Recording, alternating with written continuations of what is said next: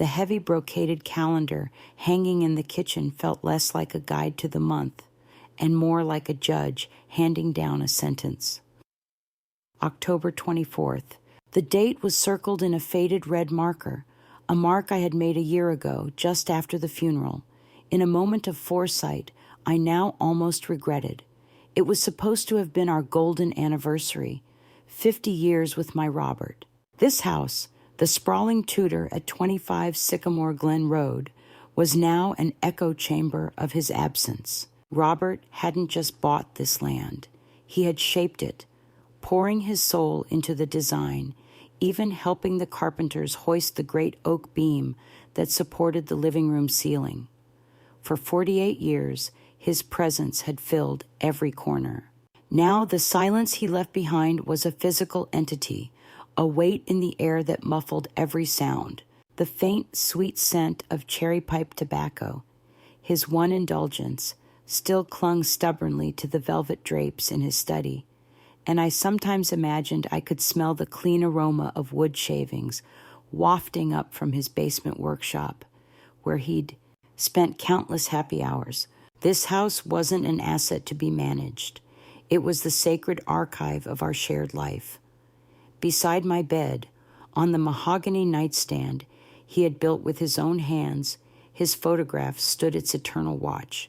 It was from our trip to Italy, Robert with that crinkle-eyed smile that always betrayed his deep-seated joy, his arms securely around my shoulders.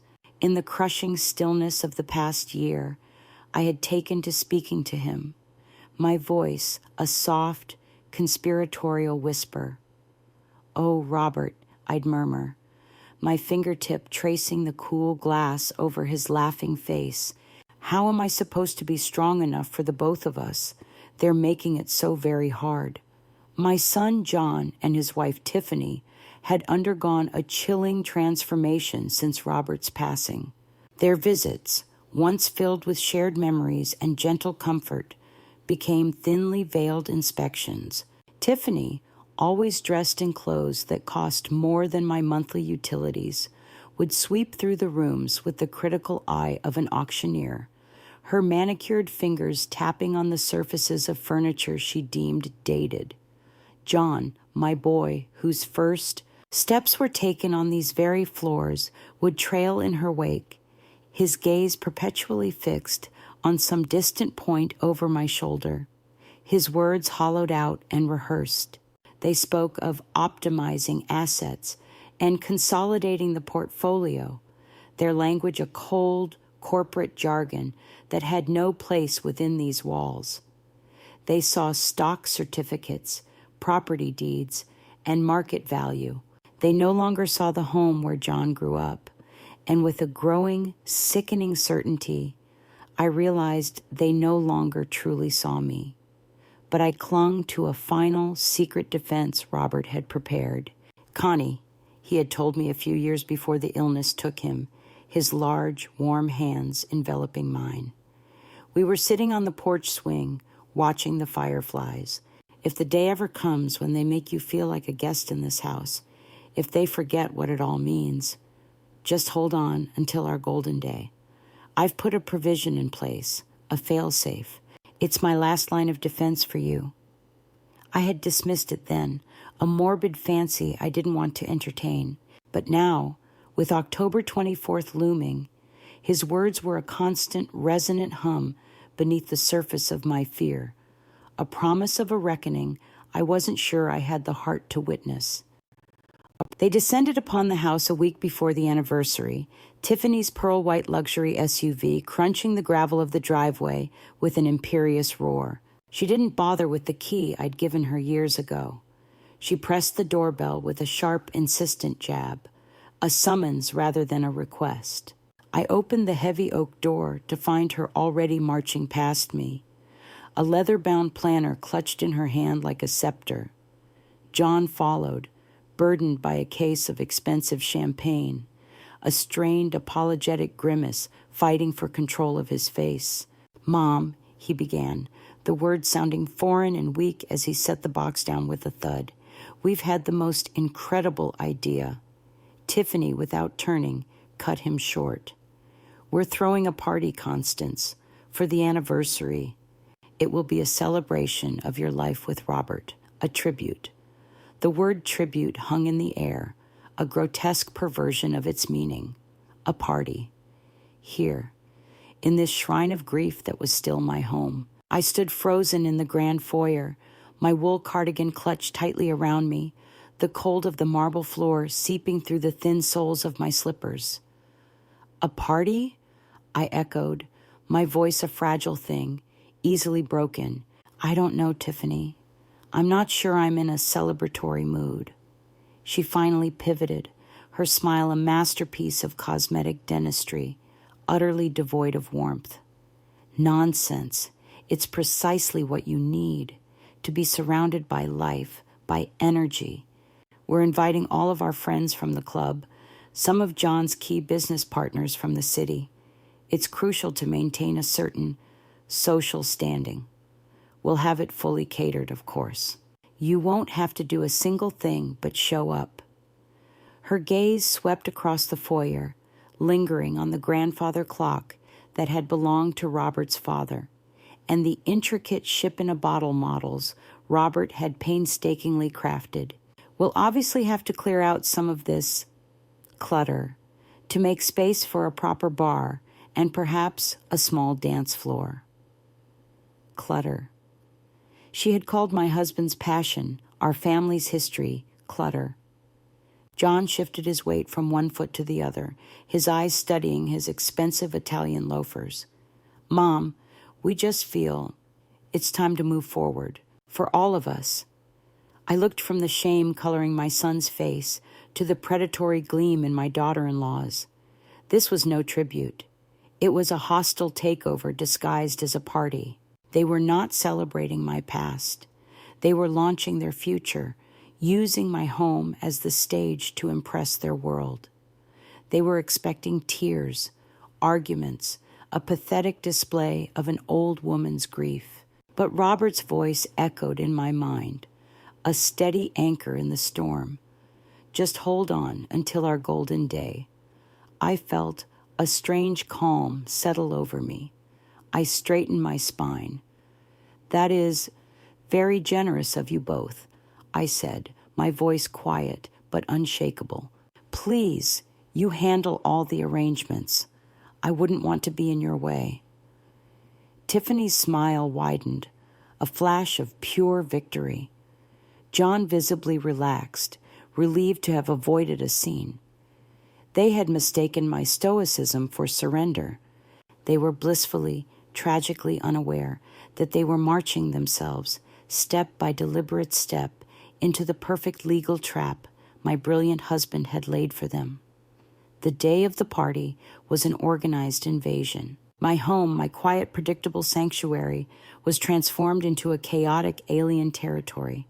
A squadron of caterers in stark black and white uniforms moved with military precision, their voices sharp and their movements efficient, treating the space as if it were a rented hall. The familiar, comforting scent of beeswax and old paper was brutally extinguished by the overpowering perfume of lilies, arranged in colossal bouquets that looked both funereal and ostentatious. In the living room, the gentle strains of the classical music I usually played were replaced by a relentless, thumping electronic beat that vibrated up from the floorboards, a soulless pulse that felt like a desecration. From the floorboard, Robert's favorite leather armchair, its seat worn smooth from decades of use, had been unceremoniously shoved against a wall, piled high with designer handbags and cashmere coats. I felt transparent, a ghost haunting the vibrant, noisy spectacle of my own life.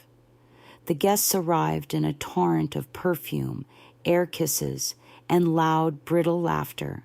They were Tiffany's people, all of them, women draped in jewels and men in tailored suits who appraised the architecture with calculating eyes, their conversations a disorienting swirl of stock tips, vacation homes, and renovation plans.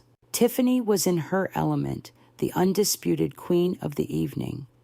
With her arm linked possessively through John's, she glided through the crowd, accepting compliments on her exquisite taste and her beautiful home. I saw her gesture toward the oil portrait of Robert's great-grandfather. "We're commissioning a contemporary piece to go there," I heard her announce to a captivated couple. "Something with a bit more dynamism." John just nodded beside her, his face a smiling, vacant mask. I tried to find a corner of peace, a familiar face in the sea of strangers. My neighbor, dear Mrs. Fitzgerald from next door, found me first. She took my hand, her grip warm, and her eyes filled with genuine concern. "Constance, my dear," she whispered, "how are you managing through all this? It must be terribly difficult." Before I could form a reply, Tiffany materialized at my elbow, her smile a painted red slash. "Constance, there you are. Mrs. Fitzgerald, you simply must try the caviar blinnies. They're divine." With a practiced maneuver, she steered the older woman away, seamlessly absorbing her into another conversation, leaving me adrift once more. I retreated to the large bay window overlooking the garden Robert had so meticulously planned. My reflection stared back from the darkened glass, a small, silver-haired woman in a simple navy dress, an island of quiet sorrow in an ocean of forced festivity. It was my anniversary, and I had never felt so utterly, profoundly alone. The clock on the mantel struck 8. I watched the long hand tick forward, my heart beating a slow, steady, patient rhythm. The curtain was about to rise. I was still standing by the window, my forehead pressed against the cool glass, tracing the silhouette of Robert's beloved rose bushes against the bruised twilight sky. The party had reached its crescendo, a deafening symphony of clinking glasses, shrill laughter, and that incessant thudding music. I sensed her approach before I heard it. Tiffany moved with the predator's silence, her heels sinking into the thick Persian rug. "Constance," she said. Her voice was a low, controlled hiss, each word sharpened with irritation. "You're creating a spectacle." I turned slowly to face her. Her cheeks were flushed with champagne and triumph, but her eyes were like chips of ice. "People are starting to notice. They're asking why the guest of honor looks like she's attending a wake." The sheer, calculated cruelty of it stole my breath. "For me, it is a wake, Tiffany," I replied, my voice soft but unwavering. "It's the day I have to face the fact that he is truly gone." She made a small, impatient sound in her throat. "Oh, honestly, spare me the maudlin theatrics. Robert is gone. This party is about the future, our future, and it's terribly inconvenient to have you moping in the corner like a Victorian ghost, reminding everyone of mortality. It's tacky." She took my arm, her grip shockingly tight, her perfectly manicured nails digging into the thin sleeve of my dress. She began to propel me from the room, steering me through a parting in the crowd, down the hall, and toward the grand staircase. "Where are you taking me?" I asked, my voice still calm, though a cold certainty was dawning. I asked, "We've prepared your room so you can get some rest," she announced loudly enough for a few nearby guests to hear, her voice dripping with counterfeit concern. "You must be exhausted. We'll just tell everyone you were feeling a bit overwhelmed." But we weren't heading to my bedroom, the master suite that held 50 years of my life. She guided me up the stairs and down the less trafficked rear hallway to the small, cold guest room at the very back of the house. At the door, she stopped and leaned in, her cloying perfume enveloping me as she delivered her final, venomous whisper. "No one wants to see your sad face, Constance. It ruins the ambiance. Just stay in here and try not to be a problem." She gave me a gentle but firm push over the threshold. The room was sterile and unwelcoming. Before I could utter a single word in protest, she pulled the heavy door shut.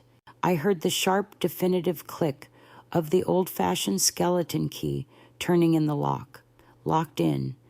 A prisoner in the house Robert built for me on the anniversary of our life together. A wave of emotion washed over me, but it was not fear or despair. It was a strange, soaring sense of vindication.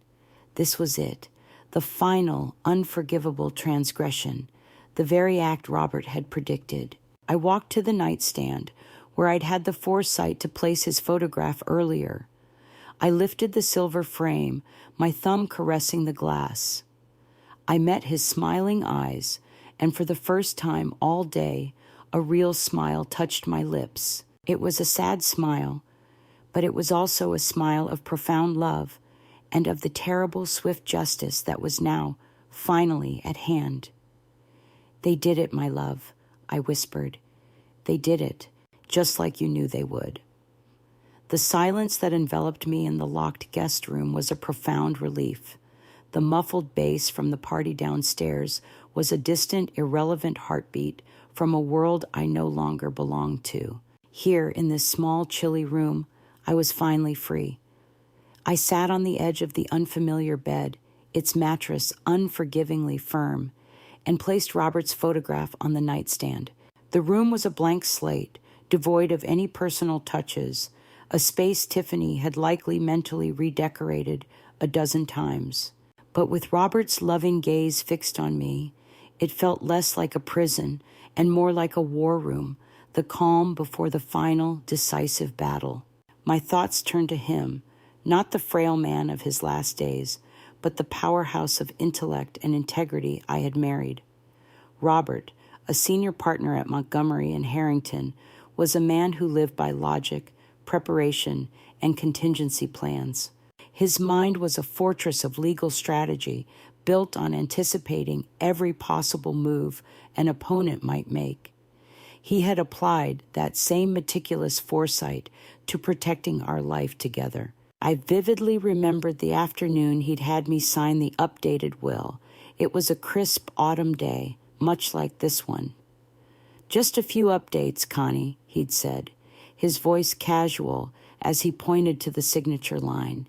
Later that evening, as we sat by the crackling fire in the study, he revealed the truth. "This house, this life, it's our masterpiece, sweetheart. It's for you and only you. But I see the way Tiffany looks at it, with an appetite. And I see that John, he's a good man, but he inherited my heart, not my spine." His expression was heavy with a father's disappointment. Then, with a wry, sad smile, he explained his masterstroke. He called it the Golden Anniversary Proviso. It was a legal tripwire, a silent guardian embedded deep within the family trust. It stipulated that on the precise date and time of our 50th wedding anniversary, an automatic mandatory review would be triggered. The executor was required to appear in person to verify one simple condition: that I, Constance Barrett, was residing in the house as its primary occupant, with full, unhindered, and unrestricted access to every part of the property. If that condition was not met, if I had been moved, confined, or in any way impeded, the consequences were absolute and irreversible. The entire trust, the house, the stocks, the savings, every last penny would be immediately liquidated. The full proceeds, a fortune far larger than John and Tiffany could ever imagine, would be transferred as a single endowment to Robert's alma mater, Vanderbilt University, to establish the Robert and Constance Barrett Scholarship in Law. John and his entire line would be permanently and unequivocally disinherited. "It's a poison pill, Connie," he had whispered, taking my hand, "and it's designed so they can only swallow it if they choose to administer it to themselves. It's my final closing argument in the case of them versus you." I glanced at the glowing red numbers on the bedside clock. 8:47 p.m., Mr. Clayton Finch, Robert's most trusted junior partner and the will's executor, was a man legendary for his punctuality. He would arrive at precisely 9 p.m. I smoothed the lap of my navy dress. My heart was a calm, steady drum. The trap had been laid. The bait had been taken. Now all that remained was for the jaws to snap shut. At exactly 2 minutes to 9, the rhythmic thumping from downstairs was shattered by a sound that was both mundane and momentous: the clear, authoritative chime of the front doorbell. Even through the thick wood of my locked door, the sound sliced through the party's din with the precision of a scalpel. The music faltered, then died completely. A confused, curious murmur spread through the house like a wave, the sound of 100 conversations stalling at once. I rose from the bed and pressed my ear against the door's cold, painted surface, straining to hear. I could just make out Tiffany's voice, sharp and serrated with annoyance. "Who on earth is that? John, for God's sake, deal with it. Tell them it's a private event and to go away." I heard John's hesitant, shuffling footsteps, the groan of the heavy front door opening. Then, a man's voice, one I had not heard in a year, but would recognize anywhere. It was calm, formal, and utterly implacable. "Good evening. My name is Clayton Finch, from Montgomery and Harrington Partners. I have a 9 o'clock appointment with Mrs. Constance Barrett." A beat of stunned silence. I could feel John's panic and confusion from a floor away. "My mother? An appointment? No, there must be some sort of mistake. She's resting." "There is no mistake, Mr. Barrett. Mr. Finch's voice was like polished granite, firm and unyielding. "The matter is of the utmost urgency and is, per the explicit written instructions of the late Robert Barrett, time sensitive to this specific hour on this specific date. I am required to speak with her. My instructions are to confirm her well-being and her status as sole mistress of this residence." Tiffany's voice, much closer now, as she must have swept into the foyer. "This is completely unprofessional. It's an anniversary party. My mother-in-law is indisposed. You can schedule a meeting during business hours." "I'm afraid that is not an option, Mrs. Barrett," Mr. Finch replied, his tone hardening just enough to signal that negotiations were over.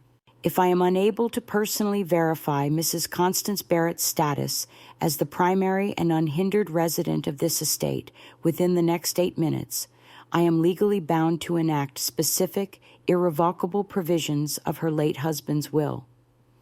Now, if you would be so kind as to take me to her, we can conclude this matter with minimal disruption." The silence that followed was absolute. The guests were no longer murmuring. They were statues, eavesdropping with breathless intensity.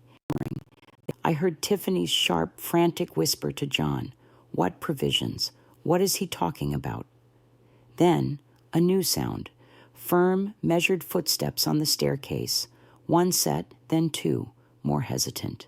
They were coming. I stepped back from the door, took a deep breath, and smoothed my dress one last time. I was ready. The performance was about to reach its unforgettable climax. The skeleton key scraped and turned in the lock. The door swung open to reveal not Tiffany, but a pale and trembling John. Behind him, casting a long shadow down the hall, stood Mr. Clayton Finch, his tall frame immaculate in a dark suit, his expression a perfect balance of professional gravitas and quiet sympathy. Tiffany hovered on the landing behind them, her face a storm cloud of rage and utter bewilderment. "Mom," John stammered, his voice cracking, "this gentleman, Mr. Finch," he insisted. I offered my son a small, sorrowful smile and walked past him, out of the small room and onto the landing, which was now the stage for the most captive audience of my life. As I reached the top of the grand staircase, every head in the house swiveled, every eye fixed upon me. The silence was so complete it felt like a sound in itself. I descended the stairs with a slow, deliberate grace, my hand gliding along the smooth oak banister that Robert and I had chosen together so long ago. I felt not like a victim being rescued, but like a monarch about to address her court. Mr. Finch met me at the bottom step, inclining his head respectfully. "Mrs. Barrett, I apologize sincerely for this intrusion. I trust you are, well? I am perfectly fine, Clayton, I said, my voice carrying with surprising strength into every corner of the silent, cavernous room. I was just resting my eyes. Tiffany could contain herself no longer. She shoved past John, her face flushed and blotchy. What is the meaning of this? You've ruined everything. Who are you to storm in here and make these insane demands? Mr. Finch turned his cool, unreadable gaze upon her. I am the executor of Robert Barrett's estate, madam, and I am here to ensure his final, most sacred wishes are honored. He opened his polished leather briefcase and withdrew a single, thick, vellum document tied with a blue ribbon. He untied it with methodical care.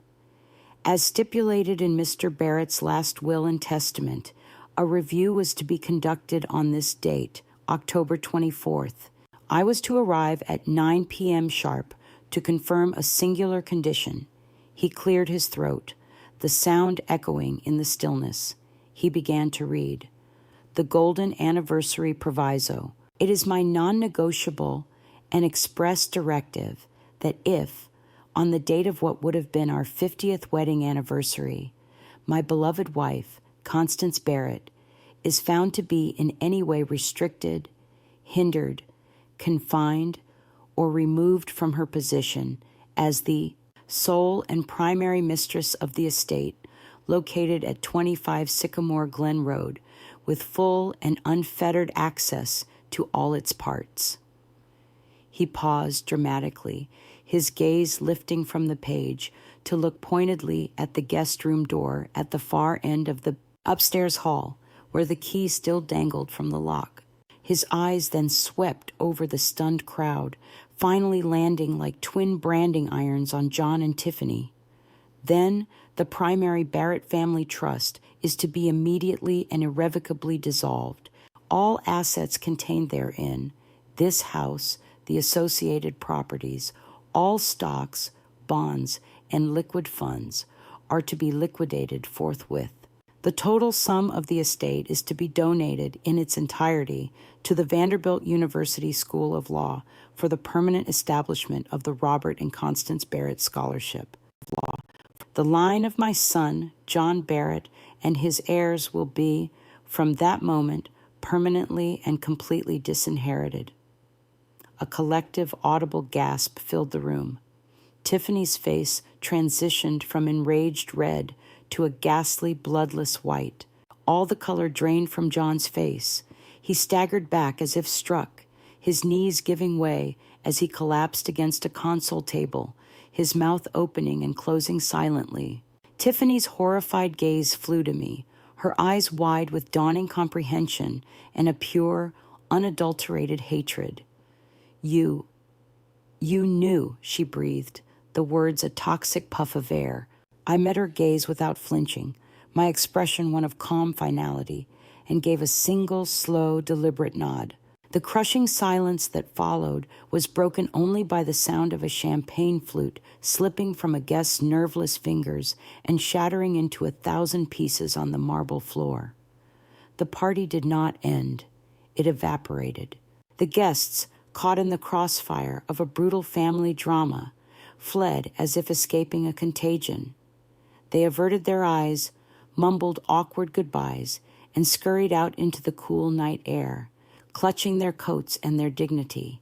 They had arrived expecting a night of shallow glamour and had instead been handed a front-row seat to a public immolation. John remained slumped on the staircase, a broken man, his head buried in his hands, rocking slightly as he muttered, "Everything, gone. It's all gone." Tiffany, however, was galvanized by her fury. She stood rigid, her hands clenched into fists, her whole body trembling. She finally erupted, pointing a shaking finger at me. "You did this.